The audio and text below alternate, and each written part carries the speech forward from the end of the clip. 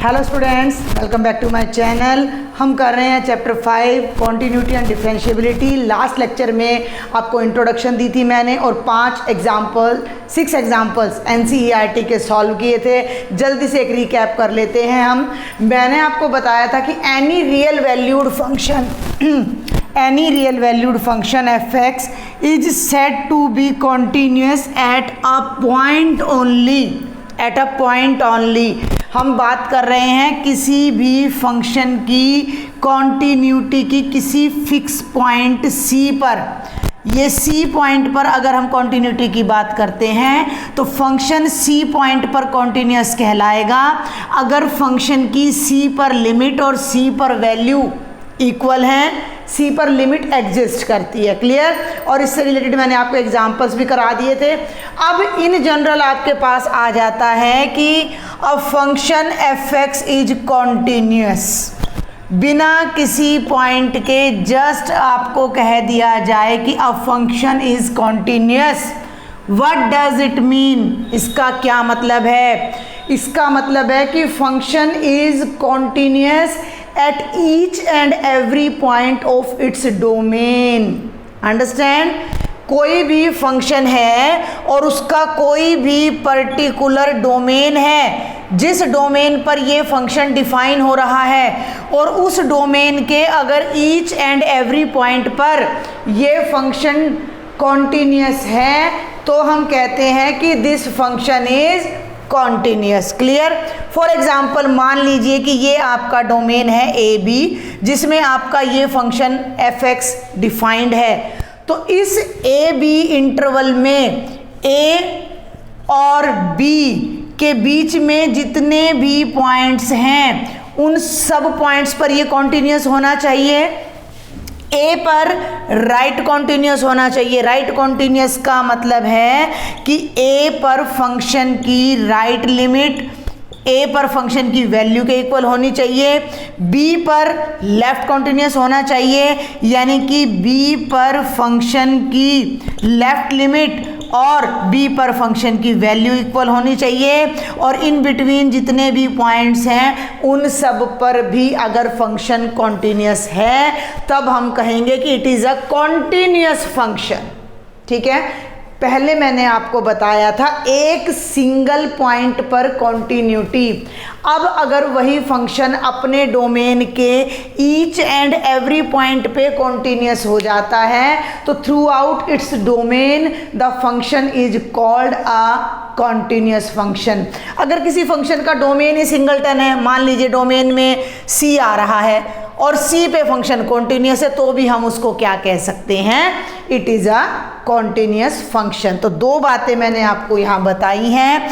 Last lecture में भी मैंने आपको बताया था फंक्शन की जो कॉन्टिन्यूटी है, continuity at x is equal to C, यानी केवल एक पॉइंट पर।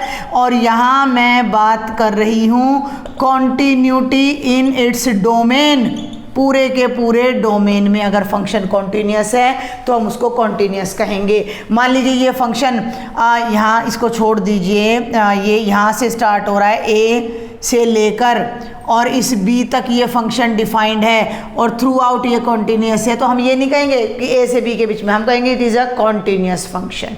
क्लियर है? अब हम इससे रिलेटेड कुछ एग्जाम्पल्स देखते हैं। Let's do example number 7। सबसे पहले आपने स्टेटमेंट को बहुत ध्यान से पढ़ना है, समझना है, देन स्टार्ट करना है। Is the function defined by f x is equal to mod x is a continuous function. अगर आपने लास्ट लेक्चर देखा है तो आपको याद आ जाएगा कि हमने सेम क्वेश्चन किया है एग्जाम्पल नंबर 3 में, बट वहाँ हमसे पूछा गया था कि discuss the continuity of the function mod x at x is equal to 0। केवल और केवल 0 पॉइंट पर हमें उसकी कॉन्टिन्यूटी क्या करनी है? डिस्कस करनी थी। केवल और केवल 0 पर ही हमें कॉन्टिन्यूटी डिस्कस करनी थी। अब अभी जो मैंने आपको बात बताई, लैंग्वेज को पकड़ो। Is this function, which function? This function is continuous. कोई पॉइंट नहीं दिया गया पर्टिकुलर। इट मीन्स आपको ये चेक करना है कि ये फंक्शन अपने पूरे डोमेन में थ्रू आउट कॉन्टिन्यूस है या नहीं, आपको इसका डोमेन पता होना चाहिए। तो मैं आपको बता दूं कि मॉड एक्स फंक्शन का डोमेन पूरा रियल नंबर होता है। मैंने आपको लास्ट लेक्चर में पूरा मॉडुलस फंक्शन समझा दिया था, उसको भी मैं वहाँ राइट कर दूंगी। इसका डोमेन होता है ऑल रियल नंबर्स और इसकी रेंज में होते हैं all positive real numbers including 0। ये हमारे मॉडुलस फंक्शन का डोमेन है और ये हमारे मॉडुलस फंक्शन की रेंज होती है। तो सबसे पहले तो मैं यहाँ पर आपको मॉडुलस फंक्शन राइट कर देती हूँ, फिर हम आगे बढ़ेंगे stepwise. This is mod x, ये x रहेगा अगर x greater than equal to 0 है और माइनस x रहेगा अगर x स्ट्रिक्टली लेस देन 0 है। और ये डिटेल मैं लास्ट लेक्चर में इसी कॉन्टिन्यूटी के फर्स्ट लेक्चर में आपको करवा चुकी हूँ, तो आप वहाँ से मॉड x की डेफिनेशन देख लीजिएगा। अब अकॉर्डिंग टू दिस डेफिनेशन 0 पे ब्रेक आ रहा है। अब एक बात को ना समझने की कोशिश करना साथ साथ आप, कि जब हम इसका ग्राफ ड्रॉ करेंगे, ये आपका x एक्सिस है, ये आपका y एक्सिस है, x डैश है। जब आप इसका ग्राफ ड्रॉ करेंगे 0 पे वैल्यू 0 रहेगी, 1 -1 -2 -3 में एक बार छोटा सा ग्राफ आपको इसका ड्रॉ करके साथ साथ समझाने की भी कोशिश करती हूँ। ये जरूरी नहीं, graph is not the part of the question, मैं जस्ट आपको कॉन्सेप्ट क्लियर करना चाह रही हूँ।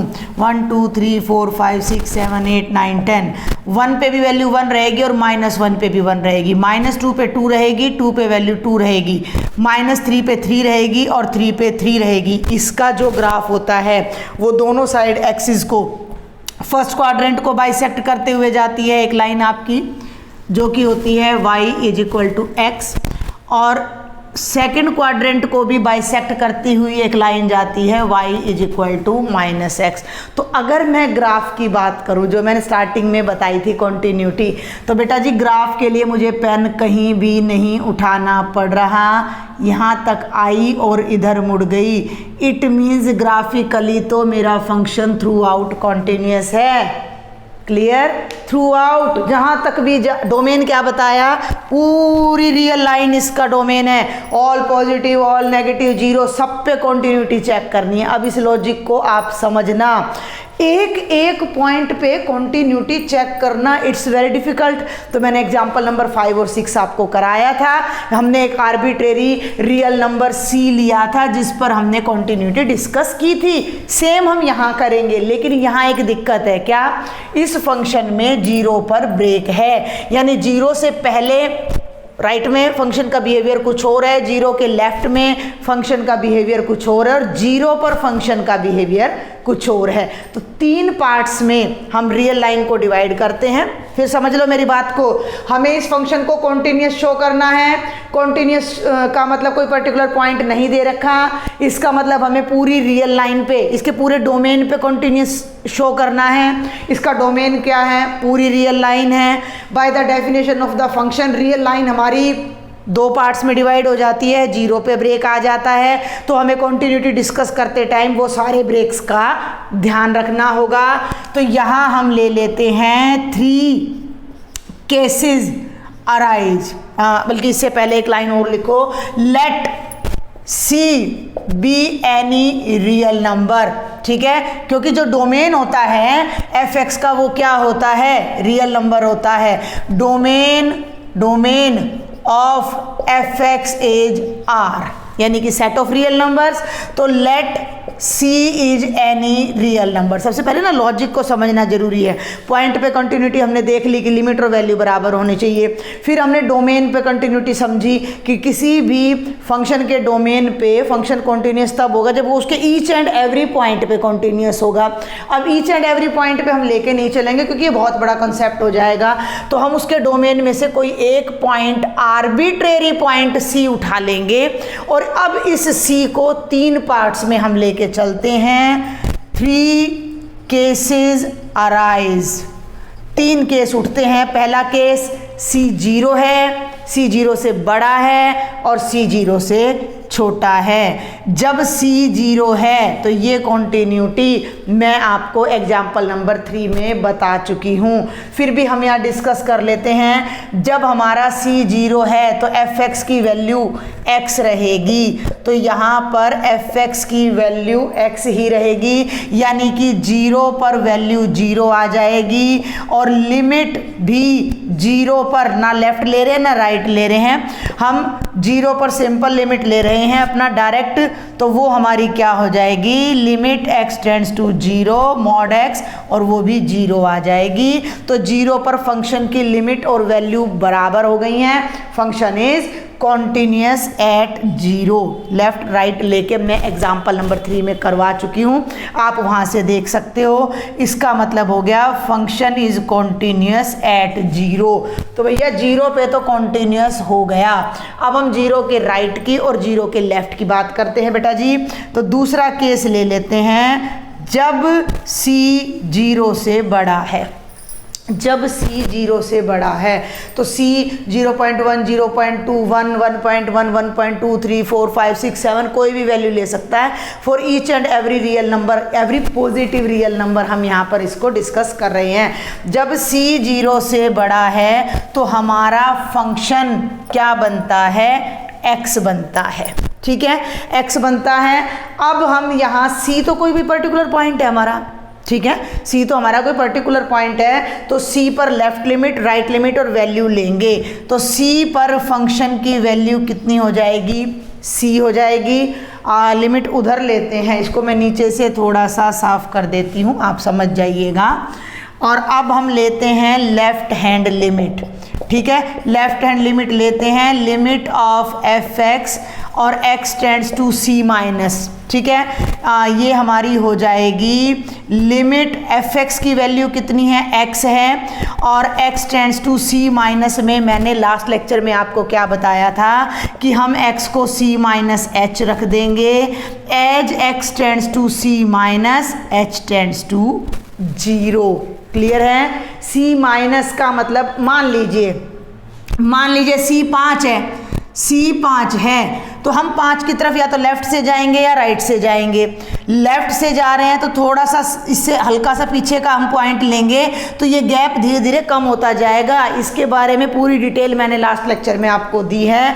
तो ये जो हमारा क्वेश्चन है यहाँ से ये हमारा बन जाएगा, लिमिट x की जगह आ जाएगा C माइनस h और x टेंड्स टू C की जगह लिमिट आ जाएगी h टेंड्स टू 0 और ये भी कितनी आ जाएगी, C आ जाएगी। और ऐसे ही बेटा जी हम निकालेंगे right hand limit, limit of fx x tends to C plus.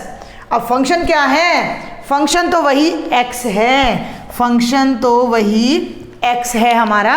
तो यहाँ फिर से x रख देते हैं, limit of x tends to C plus. अब यहाँ पर x की जगह रख दो C प्लस h, तो लिमिट आपकी h में कन्वर्ट हो जाएगी और C h की जगह 0 रखोगे तो ये C आ जाएगी। लेफ्ट हैंड लिमिट भी C आ गई, राइट हैंड लिमिट भी C आ गई, वैल्यू भी C आ गई। इस बात को आप यहाँ लिख देना, बल्कि ऐसे लिखो, limit x tends to C minus fx is equal to limit x tends to C plus fx is equal to f of C। तीनों बराबर हैं तो हम कहेंगे कि function is continuous at C when C is greater than 0। इस question को हम 2 मिनट में भी कर सकते थे लेफ्ट और राइट लिमिट लिए बिना। वो कैसे भाई, x है वैल्यू C पे कितनी आ गई C, और C पे देखो अलग से करके दिखा रही हूँ अब मैं आपको। ये है अगर डिटेल्ड क्वेश्चन आ जाए, लेंथी आ जाए, प्रॉपर मेथड समझना जरूरी है ना। Limit x tends to C fx, ये हो जाएगा limit x tends to C fx की जगह x और यहाँ C रख दो, वैल्यू भी C आ गई, लिमिट भी C आ जाती है।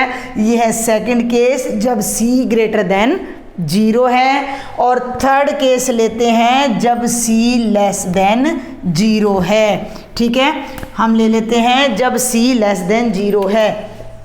कोई भी डाउट है आप मुझे कमेंट बॉक्स में लिखो, मैंने एक व्हाट्सएप ग्रुप सेपरेटली आप लोगों के लिए बनाया है, तो उसमें आप अपने डाउट्स मुझसे शेयर कर सकते हो। I will try to solve all your doubts. तो जब हम तीसरा केस लेते हैं कि जब हमारा C 0 से छोटा है, C 0 से छोटा है, C नेगेटिव है, C नेगेटिव है, उस केस में हमारा जो फंक्शन है वो क्या है, -x है।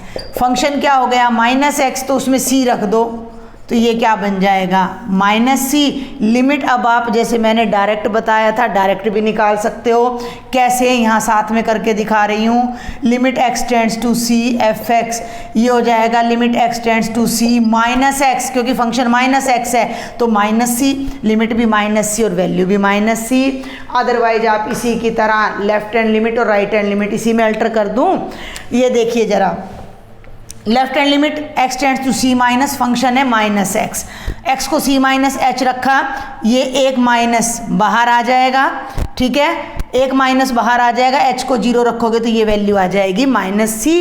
जब हम यहाँ जाएंगे तो यहाँ फिर से -x आएगा, इसको यहाँ बाहर फिर से माइनस रखेंगे, ये फिर से आ जाएगा -c। तो लेफ्ट लिमिट भी -c, राइट लिमिट भी -c और वैल्यू भी -c आ रही है। तो जब हमारा c नेगेटिव है तो भी हमारा फंक्शन क्या है, कॉन्टिन्यूस है। हम किस कंक्लूजन पर पहुँचे, हमने एक आर्बिट्रेरी रियल नंबर c लिया, उसके 3 केस डिस्कस किए। जब c 0 है, वो हम ऑलरेडी एग्जाम्पल नंबर 3 में भी कर चुके हैं। जब c ग्रेटर देन 0 है तब भी लिमिट दोनों और वैल्यू सेम आ रही है। जब c लेस देन 0 तो भी लिमिट और वैल्यू सेम आ रही है। Means for each and every real number this function is coming continuous. तो हम क्या कहेंगे, hence f(x) is a continuous function.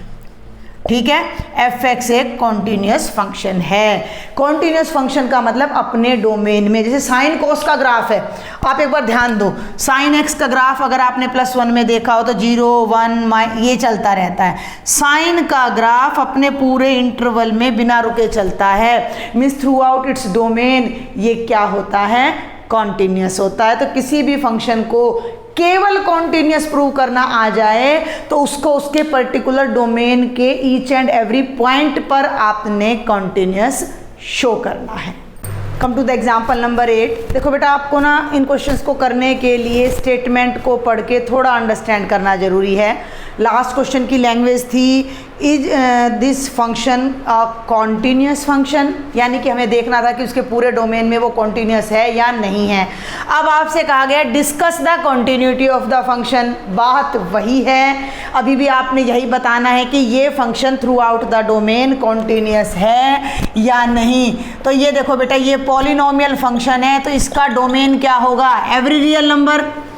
Her real number पे डिफाइन है, ऐसी कोई वैल्यू है ही नहीं जिस पे ये डिफाइन ना हो, तो हर रियल नंबर पे ये डिफाइन है। तो हम एक आर्बिट्रेरी रियल नंबर c ले लेते हैं, c पर इसकी वैल्यू निकालते हैं, तो ये बनेगा c³ + c² -1, और c पॉइंट पर ही हम इसके लिमिट चेक करते हैं। लेफ्ट लिमिट राइट लिमिट का कॉन्सेप्ट आपने तब लेना जब फंक्शन में ब्रेक हो, ठीक है, अदरवाइज आप डायरेक्ट लिमिट पुट कर दीजिए, बिल्कुल भी गलत नहीं होगा। तो ये पुट किया तो c³ + c² -1, जरा टैली करो इन दोनों को टैली करो, both are same. Limit of the function at any point c is equal to the value of the function at any point c where c is an arbitrary real number. जब एक point c पर function continuous है, function is continuous at c but c is an arbitrary real number, तो हम यहाँ लिख सकते हैं कि function is continuous for all real numbers. For all की बजाय आप यहाँ लिखो at all points of its domain. Got it? बहुत आसान है। साथ में भी आपको जल्दी से एग्जांपल नंबर 9 और बता देती हूँ। Discuss the continuity of the function f(x) is equal to 1/x, x is non zero. Condition आ गई क्या, x नॉन जीरो है, क्यों? क्योंकि जीरो पे ये फंक्शन डिफाइन ही नहीं है। तो जीरो को छोड़ दीजिए, जीरो को छोड़कर जितने भी रियल नंबर है उन पर चेक कर लीजिए। Let c is any real number except zero, zero को छोड़ दें तो एक रियल नंबर है c। अब इसको मैं जल्दी से कर देती हूँ। c पर वैल्यू भी 1/c आएगी और c पर जब आप फंक्शन की लिमिट लोगे तो वो भी 1/c आएगी। Both are equal, it means function is continuous at c, but c is an arbitrary number from the domain. It means ये डोमेन के हर पॉइंट पे कॉन्टिन्यूस है। तो हम कह सकते हैं कि 1/x is continuous at all points of its domain and hence it is a continuous function and hence it is a continuous function। तो ये हमने continuity इसकी डिस्कस करनी थी। जीरो को तो हमने डिस्कस ही नहीं करना क्योंकि उसने पहले बोल दिया कि x हमारा क्या है, नॉन जीरो है। Let's discuss example number 10। Discuss the continuity of this function। Function क्या है?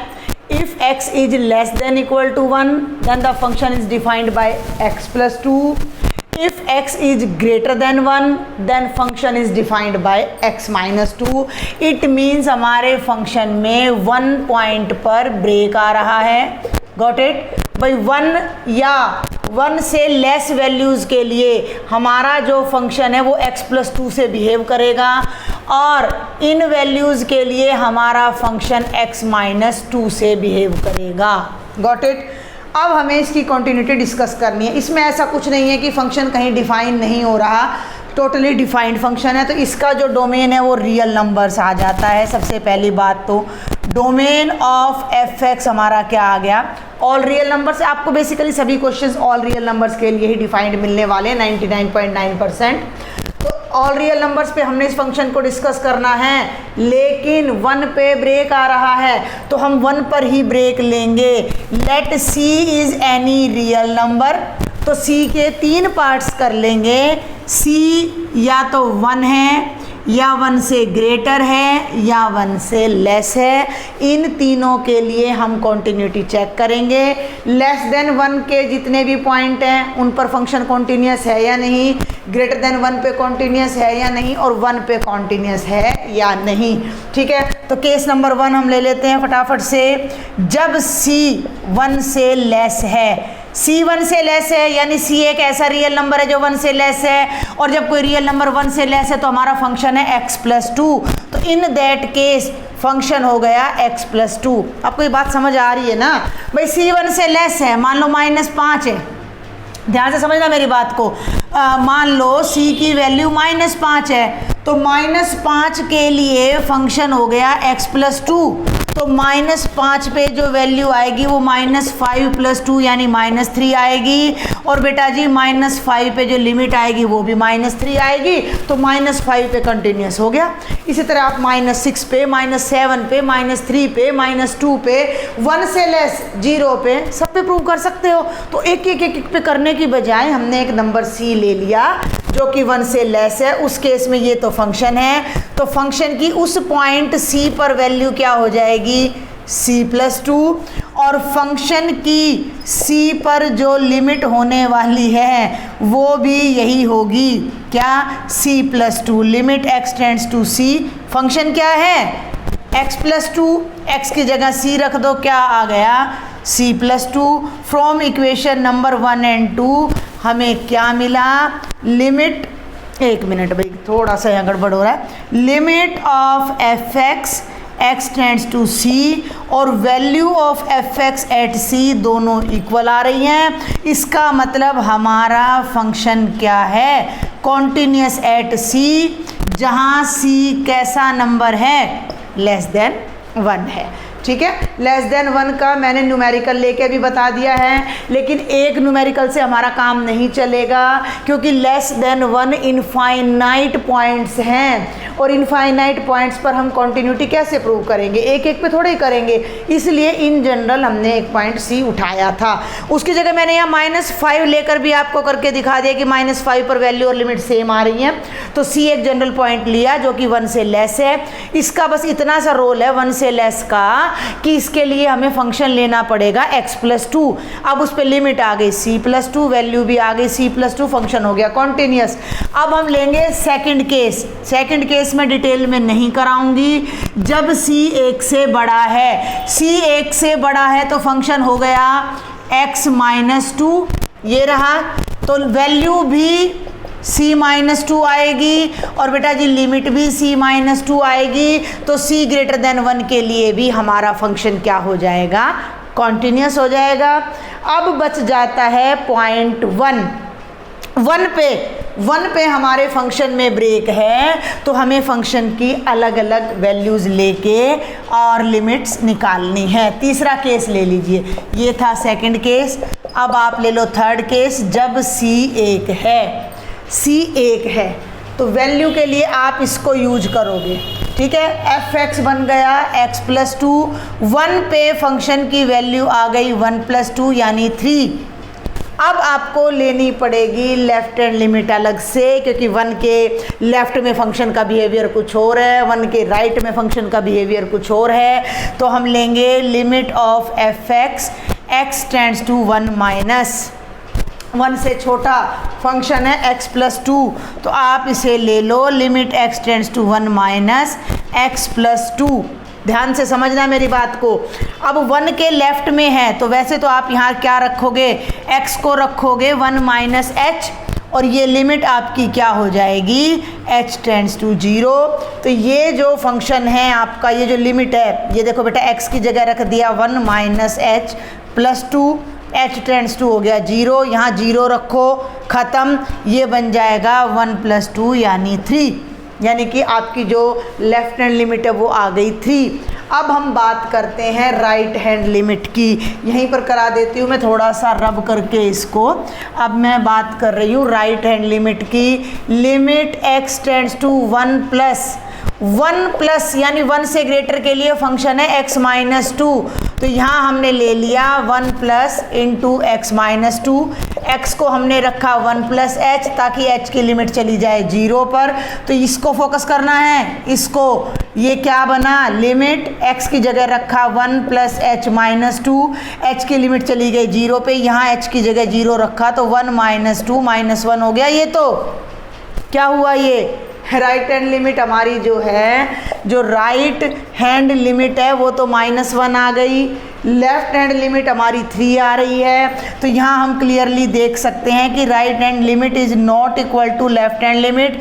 किस पॉइंट पर, 1 पर। इसका मतलब 1 पे हमारा फंक्शन कॉन्टिन्यूस नहीं है। कहने का मतलब है कि 1 के लेफ्ट में जब ग्राफ चलेगा कॉन्टिन्यूस चलेगा, 1 के राइट में जो ग्राफ चलेगा वो कॉन्टिन्यूस चलेगा, लेकिन वो ग्राफ 1 पे आके दोनों तरफ से मिल नहीं रहा। It means function is discontinuous at 1। समझ आया? तो आप लास्ट में क्या लिख दोगे, function is discontinuous, f(x) is, देखो f(x) is discontinuous at x is equal to 1 only. और इस चीज़ के लिए आप ग्राफ भी ड्रॉ करके समझ सकते हो। ग्राफ वाला मैंने लास्ट लेक्चर में आपको बताया भी था, एक अपना 0 पे वो कार जा रही थी दोनों तरफ से और मैच नहीं कर रही थी। तो जल्दी से मैं आपको इसका एक रफ सा डायग्राम भी बना के बता देती हूँ। ये है आपका 1 2 3 4 5 -1 -2 -3। देखो जल्दी से 1 से छोटी वैल्यू लो, 0 लो, 0 लोगे तो वैल्यू 2 आएगी, 0 पे वैल्यू आएगी 2, ठीक है, 0 पे वैल्यू आएगी 2। फिर हम लेते हैं -1 पे वैल्यू आएगी 1, ठीक है। फिर हम लेते हैं -2 पे वैल्यू आएगी 0 हो, ये ज़्यादा दूर हो गया है, यहाँ होना था -2, यहाँ -3, यहाँ -4। ये इस तरह से आपका ग्राफ चलेगा, ठीक है। समझ आ रही है बात आपको? अब हम यहाँ चलते 1 से बड़े के लिए। जब यहाँ 2 लोगे वैल्यू तो 2 -2, 2 पे वैल्यू आ रही है 0, 3 पे वैल्यू आ रही है 1, ठीक है, 4 पे वैल्यू आएगी, 3 पर 1 इधर है, 4 पे आएगी 2, और ये ग्राफ आपका ऐसे चलेगा। और ये दोनों 1 पर मीट नहीं कर रहे हैं एक दूसरे को। इट मीन्स हमारा जो ग्राफ है वो कॉन्टिन्यूस नहीं है। मैंने ठीक किया? नहीं, थोड़ी सी गलती कर दी मैंने। 1 पे वैल्यू नहीं ली ना, 1 पे इसकी वैल्यू 1 के नियर अबाउट 1 -2 यानी कि लगभग -1 आएगी। यहाँ और ले लो आप, थोड़ा सा नीचे तक ले आओ इसको, 1 पे जो वैल्यू है वो -1 के नियर अबाउट, लेकिन ये आएगी नहीं, सीधा जाएगा ये ग्राफ आपका, तो ये मीट नहीं करेगा पॉइंट 1 पे। एग्जाम्पल नंबर 11 भी बिल्कुल 10 की तरह, लेकिन लैंग्वेज घुमा दी है। क्या कहा गया है? Find all points of discontinuity of function. Last वाले में एग्जाम्पल नंबर 10 में हमसे क्या पूछा गया था? Discuss the continuity. डिस्कस का मतलब कॉन्टीन्यूस कहाँ कहाँ है, कहाँ कहाँ कॉन्टीन्यूस नहीं है। यहाँ हमसे कहा गया है कि find all points of discontinuity. बात वही है, आप देख सकते हो फंक्शन में 1 पे ब्रेक आ रहा है, 1 के लेफ्ट में वही फंक्शन x+2 है, 1 के राइट में फंक्शन वही x-2 है। तो बिल्कुल 10th क्वेश्चन की तरह 1 के लेफ्ट के लिए और 1 के राइट के लिए आप इजीली प्रूव कर सकते हो। अब हम बात करते हैं जब x 1 है। जब x 1 है तो जो फंक्शन की वैल्यू है वो तो आ रही है 0।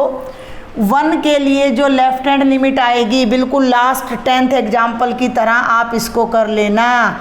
1 माइनस के लिए फंक्शन बनेगा x+2, 1 माइनस h रखोगे तो ये बनेगा h tends to 0, 1 minus h+2 limit बन जाएगी 3। कौन सी लिमिट चल रही है? ये लेफ्ट हैंड लिमिट। और जब मैं बेटा बात करती हूँ राइट हैंड लिमिट की, तो limit x tends to 1 plus की बात करूँ तो ये x-2 है। जब हम इसे h में बदलेंगे तो यहाँ हम 1 प्लस h रख देंगे, -2h की जगह 0 रखेंगे जो कि -1।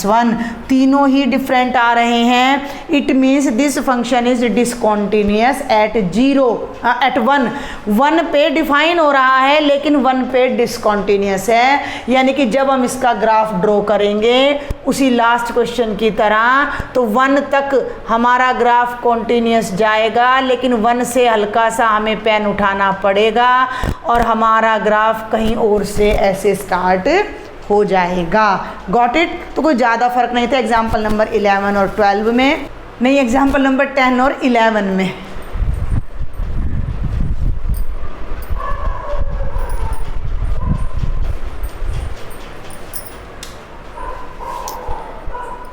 One more example on the same line. Discuss the continuity of the function fx is equal to x+2 if x is less than 0 and x-2 if x is greater than 0.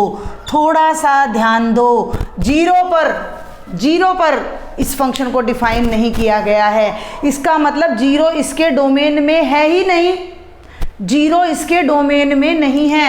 इसके domain में 2 numbers हैं, मैं आपको just बता रही हूँ कि एक आप इसका सेट आ जाता है x का। x में वो सारे रियल नंबर हैं जो 0 से छोटे हैं D1 में। D2 हमारा एक सेट और हो जाता है जिसमें वो सारे रियल नंबर हैं जो 0 से बड़े हैं। और इस पूरे फंक्शन का जो डोमेन है वो इन दोनों की यूनियन से है। Means all real numbers accept 0। यानी इस फंक्शन का जो डोमेन है, ध्यान से सुने मेरी बात को आप, कि डोमेन ऑफ fx क्या बन रहा है? All real numbers accept 0। तो हम इसको 2 पार्ट्स में डिस्कस कर लेते हैं। हमने एक रियल नंबर c ले लिया, अगर वो 0 से छोटा है, डिटेल नहीं बताऊंगी क्योंकि डिटेल बहुत आसान है, तो फंक्शन बनेगा x+2। x+2 में c पुट करोगे, वैल्यू भी c+2 आएगी, लिमिट भी c+2 आएगी, फंक्शन कॉन्टिन्यूस हो जाएगा। जब आप सेकंड रियल नंबर उस रियल नंबर c को लोगे जो कि ग्रेटर देन 0 है, तो फंक्शन की वैल्यू हो जाएगी x-2। In that case value हो जाएगी c-2। Limit of the function भी हो जाएगी बेटा c-2। फंक्शन फिर कॉन्टिन्यूस आ जाएगा। तो हमने शुरू में क्या डिस्कस किया था कि फंक्शन कॉन्टिन्यूस कब होगा। इसी लेक्चर में मैंने आपको क्या बताया था कि a function is said to be continuous. fx, ध्यान से सुन लो फिर से, is said to be a continuous function if it is continuous at every point of its domain. भैया जिस पॉइंट पे डिफाइन ही नहीं हो रहा उस पॉइंट पे कॉन्टिन्यूटी डिस्कस कैसे करोगे? ठीक है। तो जीरो पे ये डिफाइन हो नहीं रहा, तो जीरो पे हम कॉन्टिन्यूटी डिस्कस भी नहीं करेंगे। जीरो के लेफ्ट में कॉन्टिन्यूस हो गया, जीरो के राइट में कॉन्टिन्यूस हो गया, तो हम कहेंगे कि F x is a continuous function. एक बार मैं इसका ग्राफ पे डिस्कस करना चाहूँगी आपसे। ग्राफ देखो भाई एक बार इसका थोड़ा सा टेबल बना के दिखाती हूँ मैं आपको। ये x है और ये y है। y का मतलब हो गया एफ एक्स, ठीक है। y का मतलब हो गया एफ एक्स। जीरो तो हमने लेना नहीं है, फिर भी ले लेते हैं। जीरो लोगे ना तो यहाँ रखोगे तो भी वैल्यू 2 आ रही है। मैंने ठीक किया है ये फंक्शन? नहीं, ठीक नहीं किया। अब माइनस एक्स प्लस 2 है, कर लेना इसको, कोई ज़्यादा बड़ी बात नहीं है। तो माइनस सी प्लस 2 आ जाएगा। तो यहाँ पे जीरो रखेंगे तो वैल्यू 2 आएगी। जीरो से बड़ी ले लो 1, ये फंक्शन चलेगा। माइनस 1 प्लस 2 1 आएगा। 2 लोगे x की जगह पर 0 आएगा। 3 लोगे माइनस 1 आएगा। चलें आगे। माइनस 1 लोगे तो माइनस 1 प्लस 2 1 आएगा। और माइनस 2 लोगे तो 0 आएगा। माइनस 3 लोगे तो माइनस 1 आएगा। इसको प्लॉट करके देखते हैं। 0 1 2 3 4, minus 1 minus 2 minus 3 minus 4, 1 2 3 4, minus 1 minus 2 minus 3 minus 4। Plot करो। जीरो पे वैल्यू 2 है लेकिन वो एग्जिस्ट नहीं कर रही, यानी हम यहाँ एक ओपन सर्कल लगा देते हैं। ये वैल्यू तो हमने ऐसे ही ले ली थी, मन किया तो, ठीक है। 1 पे वैल्यू आ रही है 1, ध्यान देना। 2 पे आ रही है 0, 3 पे आ रही है माइनस 1, यानी कि यहाँ से ये ग्राफ ऐसे गिरता चला जाएगा। 2 को यहाँ ले लो, ठीक है। 1 पे वैल्यू आ रही है 1, 3 पे माइनस 1। और इधर से आ जाओ, माइनस 1 पे वैल्यू आ रही है 1, माइनस 2 पे फिर से वही 0, माइनस 3 पे माइनस 1। तो ये ग्राफ ऐसे चलेगा, ठीक है। अब देखो, जो हम बार बार कहते आ रहे हैं कि पेन नहीं उठाना चाहिए, अब तुम कह दोगे यहाँ पेन तो उठाना पड़ रहा है, लेकिन यहाँ तक आए, हल्का सा पेन उठाया और यहाँ आए, लेकिन जो पेन हमने उठाया वो कहाँ उठाया? वो उस पॉइंट पर उठाया जिस पर फंक्शन डिफाइंड ही नहीं है। क्लियर? जिस पर फंक्शन डिफाइंड ही नहीं है उसी पॉइंट पर तो हमने पेन उठाया है। अदरवाइज जिस इंटरवल में फंक्शन डिफाइंड था वहाँ तो कॉन्टिन्यूस कर्व जा रहा है और यहाँ भी कॉन्टिन्यूस कर्व जा रहा है। तो हम कहेंगे कि this function is continuous function because it is continuous at each and every point of its domain। तो ये थे आपके 12 एग्जाम्पल्स। बाकी को हम नेक्स्ट लेक्चर में डिस्कस करेंगे। अगर लेक्चर समझ आ रहा है, पसंद आ रहा है, then share with your maximum friends. एक लाइक कर दिया करो, सब्सक्राइब नहीं किया है अभी तक तो जल्दी से कर लें। Thank you.